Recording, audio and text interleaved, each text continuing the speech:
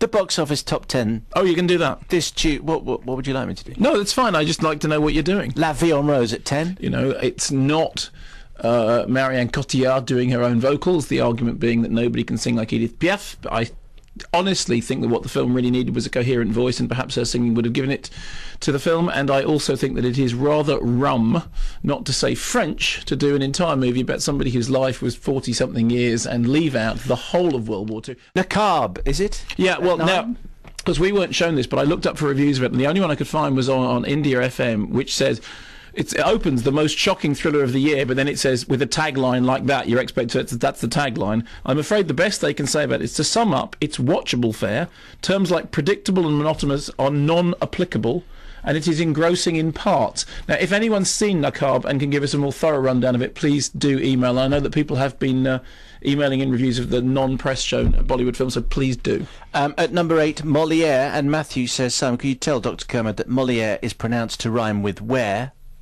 How was I? Was I saying Molière? Yes. Was I? Okay, and it's Molière. It's Molière, and what did you say? And I said Molière. Did you? My mother being a French teacher, so... Is your mother a French teacher? She was. She was a peripatetic French teacher. All these years of me bad-mouthing the French, and you've been sitting there not mentioning that your mother was a French teacher. Well, she's not French, though. No, but she's a French teacher. It doesn't matter. Okay, fine. Molière is Shakespearean love en français. Molière en amour. It's light and frothy, and it's like a Battenberg cake, but it's not much more than that. Hostel Part 2 at 7.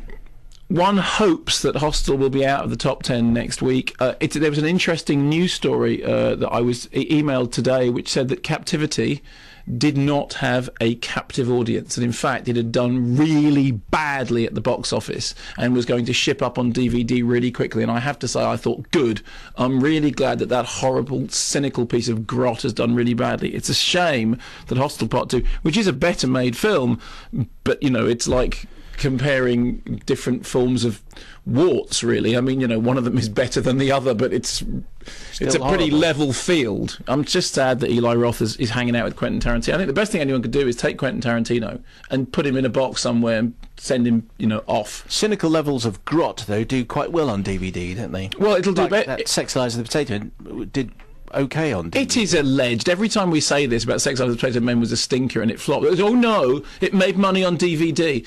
Rugsuckers from Mars apparently made money on DVD. I mean, it's really nothing to be proud of. Donks Go Beat has just been re-released on DVD, the movie that I described as the Plan 9 from outer space of British pop movies, and that'll probably make money on DVD, so don't come around here telling me that actually we're wrong about Sex, Lives and the Potato Men because it took money on DVD, as the Film Council are so, you know, eager to tell us all. Ocean's 13 at 5.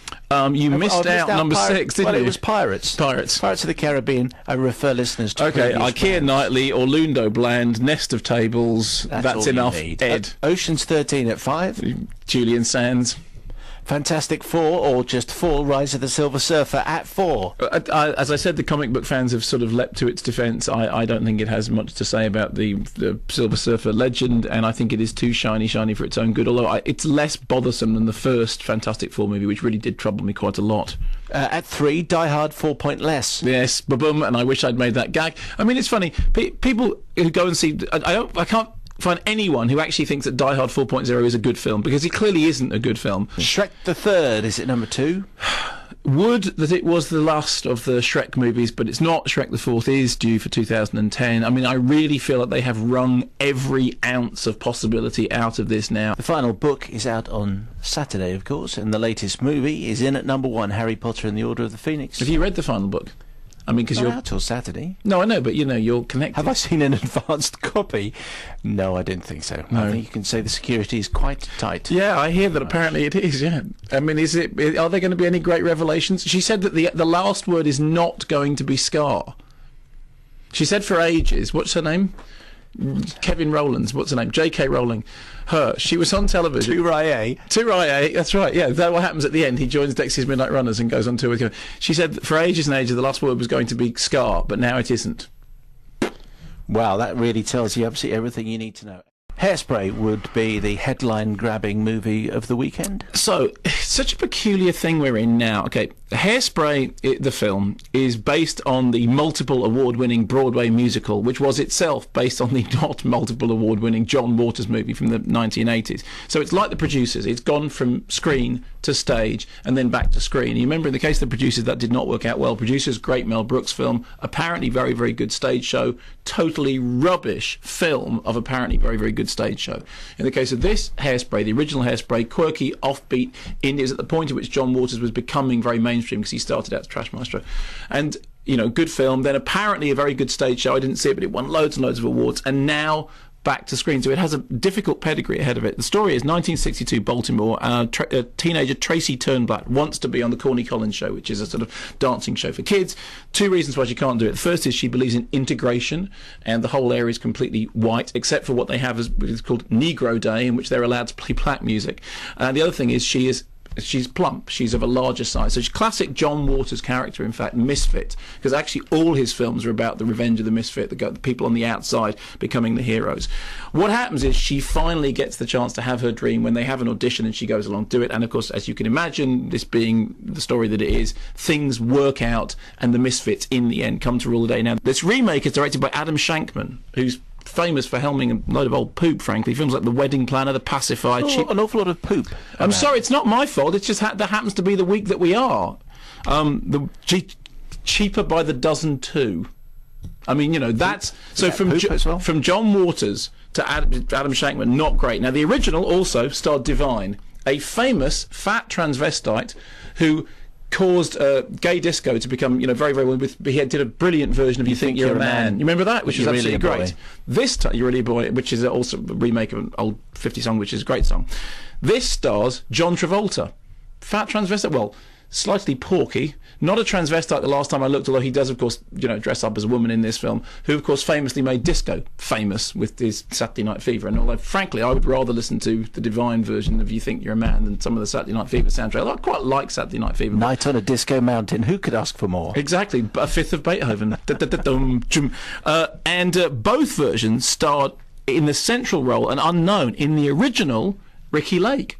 And of course, look what happened to Ricki Lake. She became Ricki Lake. This time, by a weird verbal coincidence, Nikki Blonsky. Christopher Walken playing a role which in the original is played by Jerry Stiller, who in this version plays Mr. Pinky, who runs the Hefty Hideaway, which is where they go to get their clothes for the larger person.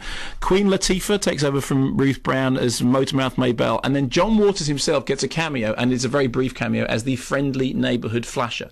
And then in the role that was originally done by Debbie Harry, this is so bizarre, Michelle Pfeiffer plays the role that in the original was played by Debbie Harry. Meanwhile, Debbie Harry's songs have become the backbone of a musical version of Desperately Seeking Susan on stage. Does any of it work? Well, yes and no. On the upside, the songs are quite jolly. The songs are quite nicely done. I mean, I laughed out loud quite a few times. There is something, I mean, it's a lovely story because it's, you know, obviously it's very sort of soft racial politics, but it's done very nicely. He does have a great way of doing outsiders, all great. People who are, you know, the white waspy people are all absolutely terrible. And it's not badly put together at all. Now, Nikki Blonsky is terrific. It wouldn't surprise me at all if she does turn out to be the next Ricki Lake. Ricki Lake, incidentally, gets a very fleeting cameo as somebody who isn't Nikki Blonsky, which is sort of reverse in-gag funny for those of us old enough to remember that Ricki Lake started her career in John Waters movies. Christopher Walken is Christopher Walken. The weird thing about it is, for a song and dance film, Walken doesn't do very much dancing, which is strange because he can. Yeah, I mean, he's really an extraordinarily peculiar dancer. I mean, he's rubbery and bandy and all that kind of way. And what's the Fatboy Slim track that he dances to? I can't remember, but it's a fantastic video. It is you good. Look very camp when you do an impression. When I do that, what you mean? And the other thing about Christopher Walken, of course, is he has fantastic hair. It doesn't matter what film he's in; his hair is always completely the same. So his hair's there, but there's not enough dancing of him. Travolta, however, is really, really weird, and it is saying something when, you know, a fat poop-eating transvestite like Divine is less weird than John Travolta. Because John Travolta gave me the creeps. I mean, not necessarily in a totally bad way, but he says something really, really strange about his performance and his manner and his everything about him. Not that that's necessarily to the detriment of the film, but it is very, very odd. My main criticism is this: original film, 92 minutes. This version, 117 minutes, and it should have been 92 minutes because it needs to be tightened up. But you know what?